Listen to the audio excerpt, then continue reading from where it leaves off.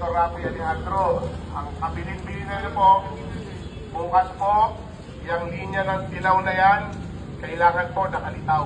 Huwag niyo pong papatungan na kahit anong patungan ninyo o tindahan. Tignan niyo po yung harap ninyo, may dilaw na linya dyan. Kung hindi niyo po nakikita yung dilaw na linya na yan, mabuti pa ho, usog nyo na.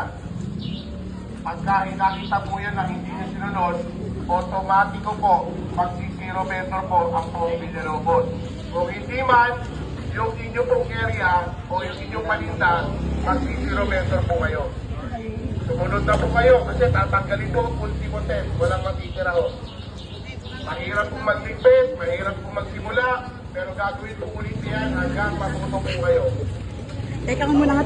Ulit po sila nagpapaalala sa inyo, napapagod na po. Pangalawang araw, ilang araw pa lang po natin nagtitinda, pero it seems parang hindi po kayo susunod o sumusunod. Ngayon po, iba na po, may gobyerno na. So, sumunod po kayo. Yung dilaw na linya na yan, ilutang nyo po yan bukas. Ngayon po, sige, nandiyan na eh. Pero bukas po, linggo, kailangan po makikita yan. Kung hindi nakikita yan, hindi na yan, ilabas ninyo. Otherwise, makikita po kami, pupununin po lahat yan.